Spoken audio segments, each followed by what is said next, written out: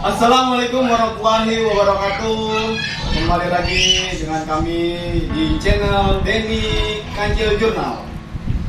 Alhamdulillah kami kedatangan narasumber yang tidak begitu asing dan begitu fenomena, yaitu mungkin bro lu bisa perkenalkan bro nama lu. Assalamualaikum warahmatullahi wabarakatuh. Kenalkan, nama saya Ridwan Syah, biasa dipanggil Ridu, dan beralamat di Kampung Sejahtera Macet, BSD Tangerang Serpong. Dan nama Instagram boleh nggak bang nih? Oh boleh, silakan. Nama Instagram saya @ridwansyah09. Cakep. Ntar gue follow ya. Oke, siap. Lu follow-back. Boleh dong. Boleh. Tag dong di bawah. Oke. Iya. Gua denger nih, lo nih kan anak pendakian ya. Kalau dibilang mah katanya anak gunung. Jadi malu saya.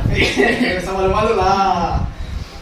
Nah, pasti kan yang namanya naik gunung itu kan punya pengalaman nih, ya kan? Punya pengalaman di suatu pendakiannya gitu kan. Mungkin lu bisa ceritain bro pengalaman lu pas ketika lu naik gunung bro. Iya, awal mula saya naik gunung di tahun 2018. Pertama kali ke Gunung Prau, Via Dieng. Oh, Via Dieng. Via Gunung Dieng. apa? Gunung Prau ya? Gunung Prau. Oh, Gunung Prau. Itu ketinggian berapa sih Gunung Prau itu? 290 ya, 290 MDPL. mdpl. Pertama kali saya di situ. Tuh pemandangannya bagus tuh gimana tuh di sana? Oh, bagus, saya dapat lautan awan, sunrise dan sunset terbaik di Indonesia, gunung terbaik di Indonesia kan ya. Oh gitu. Dengan sunset dan sunset terbaik. Dari segi pengalaman ya kan itu kan pertama kali lu di tahun berapa bro? 2018 tuh udah naik gunung ya bro? Iya. Itu berarti lu dalam posisi masih sekolah ya? Masih sekolah saya. Sekolah. Di kelas 2 SMK. Udah naik gunung aja. Lu bisa dapet izin tuh bro dari orang tua lu bro naik gunung?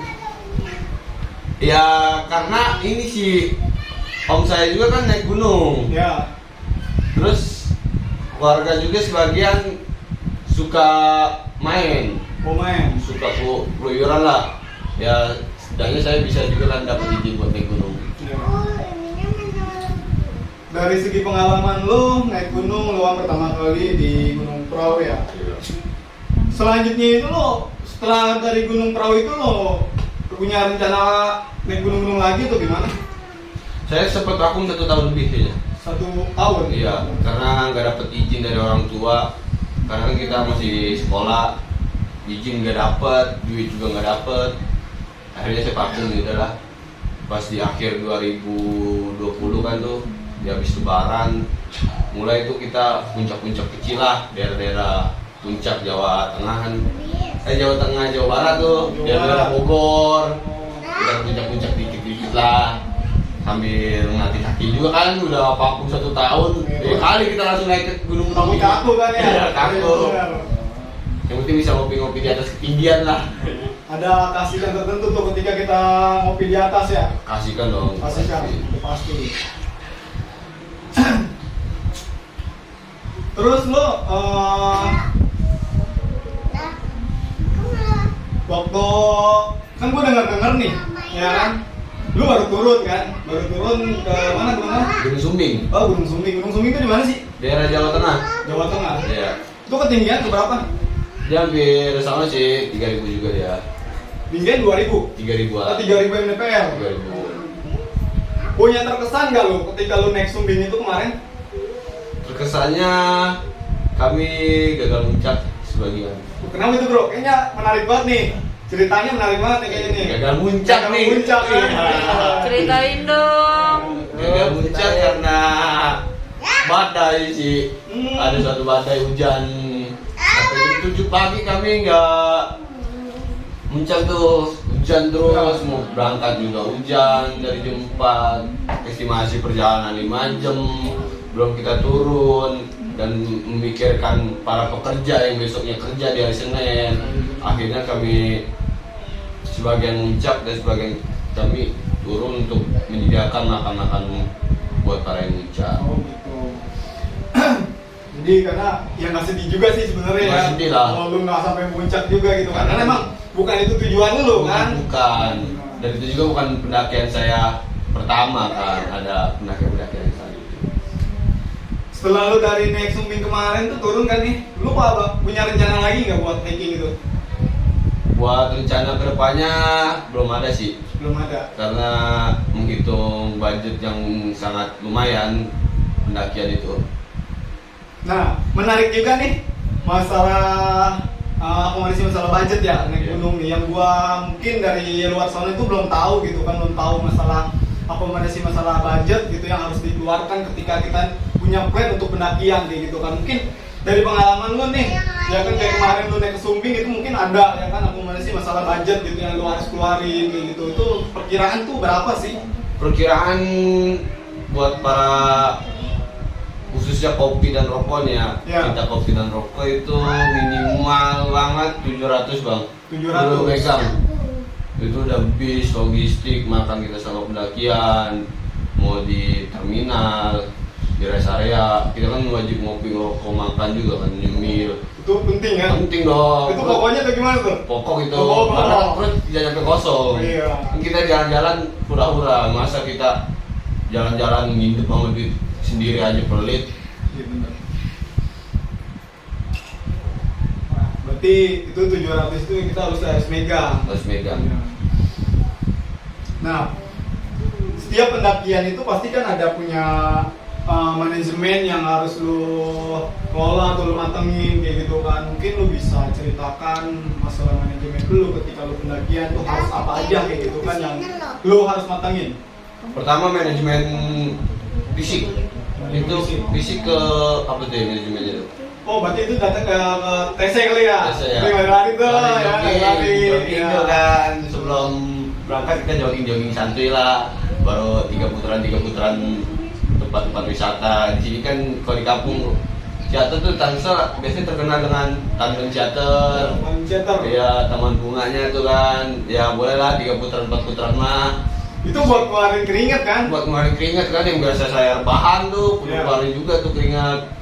Terus juga manajemen perlengkapan seperti standarnya pendakian kayak SB lah, matras, Iya. baju, tas. Terus juga manajemen perjalanan pendakian itu kayak transportasi, terus akomodasi seperti logistik juga kan. Iya. Logistik, terus asuransi kita di sono bayar berapa ribu rupiah, parkir kita bagaimana buat kendaraan kita, nyater mobil kita bagaimana, itu harus tuh pertimbangin lagi sebelum berjalan. Cuaca tuh penting, cuaca kita di sono bagus atau jelek, kita pendakian di bulan apa, di musim hujan atau enggak kah. Nah, itu informasi yang lo harus dapetin itu melalui apa? Biasanya- Kayak seperti cuaca nih kayak gitu kan, itu harus penting kan, harus tahu kan. Iya. Ketika lo hiking kayak gitu kan, itu sangat penting gitu. Itu lo bagaimana cara untuk dapat informasi tersebut gitu? Biasanya kita di Google sih searching aja yang kecil-kecilan Google, terus juga ngeliat di akun-akun pendaki kan banyak tuh yang udah followersnya udah banyak, biasanya Iya. banyak tuh informasi di dalam di situ. Iya. Kayak manajemen perjalanan dia, semua ada pokoknya informasi di akun-akun yang udah gede tuh. Jadi lu mendapatkan informasi itu dari Google ya. Google. Karena sekarang itu sangat mudah kan untuk Iya. mencarikan informasi kayak gitu. Tinggal klik aja Mbah Google. Mbah Google. Ya kan, langsung tik keluar. Wah, Ya kan. jangan lupa juga tuh nanya ke temen yang sudah pernah pergi ke sono, Yang udah pengalaman Yang lah. udah pengalaman gitu. lah.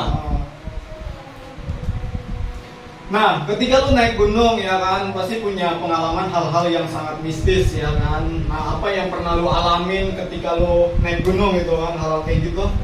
Alhamdulillahnya jangan ya sampai, buat pribadi saya belum pernah. Belum pernah. Tapi mau. Nggak mau. Takut saya. Takut. Teman-teman saya banyak yang udah Ya. mengalami mistis-mistisnya kayak suara kuntilanak nongol di balik pohon. Itu wujud. Wujud sih katanya mah. Juga suara-suara binatang, gamelan. Itu teman-teman pernah dengar. Alhamdulillah saya kagak. Nah, buat buat yang lain nih ya, buat lain yang di sana gitu kan. Tadi kan sangat menarik juga gitu kan buat pendakian atau pengalaman mistisnya kayak gitu kan. Pengalaman mistisnya itu kan ya yang kita ketahui gitu kan, naik gunung itu pasti udah berpikir yang wah gunung itu angker kayak gitu kan. Nah, buat pesan-pesan lu gitu kan buat mereka gitu, buat luar sana gitu, bagi orang-orang awam atau buat pemula yang naik gunung kayak gitu kan, bagaimana untuk mengatasi itu gitu kan. Pasti punya kepanikan kayak gitu kan, udah suges kayak gitu, apalagi dia sering kan mau sekarang tuh ngeliat-liat atau film-film horor atau gimana kayak gitu kan. Nah itu buat mengatasi itu semua kayak gimana tuh bro? Kalau kita mau ke suatu tempat atau ke suatu daerah, jangan pernah melihat mistis di situ tersebut. Jangan pernah. Yang harus kita lihat tuh apa bro? Keindahannya dong. Oh, keindahannya. Iyalah, ngapain kita lihat mistisnya? Jauh-jauh ya kan, yang Iya. kita lihat cuma mistis Mistis, ya. ya. Di kampung daerah juga ada kan. Oh, benar. Kita lihat keindahannya dong. Keindahan lah yang paling Iya. utama ya. Utama. Jadi begitu ya, buat yang di sana tuh ya jangan dilihat mistisnya aja sih gitu kan, karena itu yang membuat kita jadi suges kayak gitu. Tapi keindahan alamnya, karena tujuan kita naik gunung itu adalah suatu keindahan, suatu mendekatkan diri kepada sang pencipta ya. Bener nggak bro? Bener dong. Kita melepaskan semua beban pikiran kita yang ada di rumah. Kita ngopi di atas ketinggian supaya relax lagi kembali ke rumah. Tapi ketika kita udah naik gunung nih, kan relax tuh ya kan. Tapi pulang ke rumah gimana tuh bro? Biasanya hancur lagi sih. Hancur lagi. Lihat uangan di dompet semakin menipis.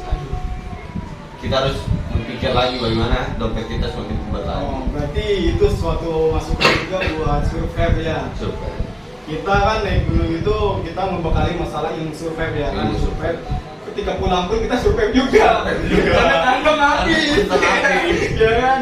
Nah, ngomong-ngomong nih ya kan, makanya masalah pendakian ya kan. Pasti kan kita dibekali dengan ilmu-ilmu pendakian ya kan. Gue mau nanya nih bro dengan ini.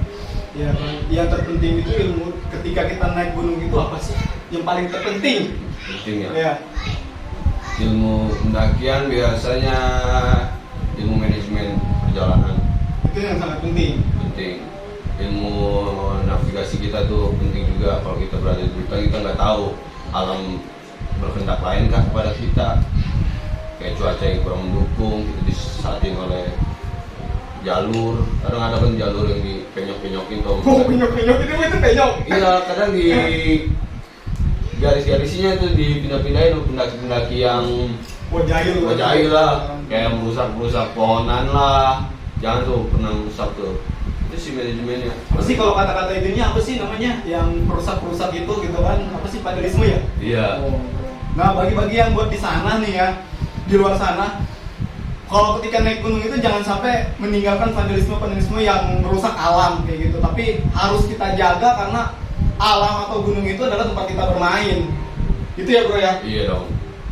Karena kalau alam atau gunung yang kita rusak kayak gitu, gimana dengan, kan itu tempat kita bermain gitu kan, kalau rusak gimana kan? Iya, kurang menikmati keindahan suatu Nah, tempat. berarti kan menghilangkan suatu keindahan kayak gitu kan. Kasihan nanti cucu anak kita melihat gunung kotor, Nah, itu benar.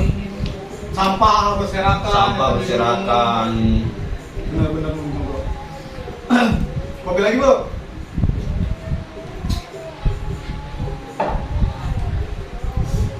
Ada suatu kenikmatan gak sih ketika kita naik gunung itu? Ada di suatu perjalanannya yang saya nikmati. Perjalanan ya. Pengalaman kita selama pendakian, jalan bawa keril berat, kampung-kampung orang yang kita nggak pernah tahu kampung itu di mana letaknya, bagaimana sikon itu tempat. Ya. Itu suatu keindahan buat saya. Bukan puncaknya yang keindahan itu, tapi kita menari tempat, wah indah, kita udah pernah kesini nih, buat cerita kita anak. Cucu lah kita, ya kan? Bukan ke puncaknya, puncak mah masih bisa besok-besok. Mungkin bonus kali Bonus lah puncak mah. Pulang ke rumah dengan selamat itu adalah tujuan kita. Cakep. Ini yang paling utama adalah keselamatan dan pulang pun dalam keadaan selamat. Oke. Dan juga jangan pernah meninggalkan teman di saat pendakianmu.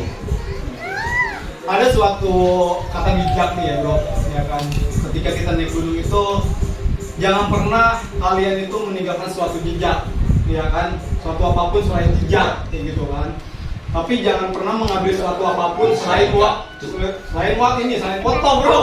Gambar. Ya, nah, tapi kita harus bisa mematikan suatu waktu lah. Waktu lah, Gitu. ya. Nah, itu sih kata-kata bijaknya kayak gitu yang gua pernah dengar kayak gitu kan. Nah, lu nih bro, apa lu punya pas naik-naik kayak gini tuh, lu punya organisasi tuh gimana sih bro? Apa wadah kayak gitu? Kalau organisasi sih sampai saat ini saya belum ada sih. Belum ada. Baru teman-teman aja yang udah masuk organisasi pecinta alam lah, organisasi inilah. Paling kita ke teman-teman kampung aja sih. Oh berarti lu ngejalanin Individu. Paling kita belajar ke tempat orang lain. ilmu yang lu dapat itu apa sih? Kemarin kita juga belum lama sempat belajar ke ilmu manajemen, survival, navigasi, terus ilmu baca peta, kompas, strukturan, kontur, banyak tuh. Tapi belum paham karena saya baru sekali datang gitu. Baru sekali datang. Iya. Oh itu berarti lu masuk ke pendidikan. Ke pendidikan. Berarti kepake banget ya ilmu-ilmu itu dalam kehidupan kita sehari-hari. Penting itu. Penting. Bukan hanya cuma di gunung ya, Bukan berarti hanya di kehidupan gunung. kita sehari-hari gitu kan sangat penting ya kan, apalagi masalah survival ya kan, nah, itu. Nah ngomong-ngomong nih masalah survival ya kan, gimana sih bro, apa lu punya pengalaman ketika naik gunung itu disesatin? Pernah nggak punya pengalaman seperti itu? Alhamdulillah kagak. Karena kita tapi mau nggak? Nggak mau. Oh nggak mau. Karena kita kan baru naiknya ke gunung-gunung komersil yang udah ada jalurnya juga, tapi tidak memungkinkan kita bisa disesatin di gunung tersebut kalau kita adab dan tata bicara kita kurang sopan di gunung tersebut. Kan kita kedatangan kita di situ kan kita tamu, kita harus menghormati suatu tempat itu, kebudayaan itu, penghormatan sih yang penting. Suatu Berarti kan dalam istilah etika ya, Etika. kita berpendakian ya. apa juga tuh etika pendakian, etika ini, wah belum banyak ilmu juga yang saya kurang paham, jadi kurang berlatih lagi. Mungkin nanti di luar kamera kita ngobrol-ngobrol sharing bareng lah. Sharing bareng Iya. ya. Boleh. Karena gua sendiri pun masih awam banget masalah tentang pendakian ya kan kayak gitu, tapi gue juga harus banyak belajar kayak gitu kan. Karena belajar itu nggak ada kata sampai putus kayak gitu. Gini bro, makasih banyak ya lu udah mampir di studio gua gitu kan, mudah-mudahan kita bisa lanjut nih dengan cerita-cerita yang sangat menarik mungkin yang lu alami lagi gitu kan. Mungkin lu mau masukin ini nggak IG lu tuh gimana? IG oke, @ridwansyah 09 di saya. Bagi perempuan di luar sana atau anak-anak pendaki bisa di follow ya, nanti di follow back Langsung. ya. Mungkin sekian dari kami dari channel Denny Kancir Jurnal. Mudah-mudahan kita semua diridhoi oleh Allah Subhanahu wa Ta'ala. Dan satu pesan sangat penting, ketika kita naik gunung, bukanlah tujuan kita adalah puncak, tapi adalah rasa kebersamaan dan solidaritas terhadap tim kita. Mungkin hanya itu aja, kurang lebih mohon maaf. Assalamualaikum warahmatullahi wabarakatuh.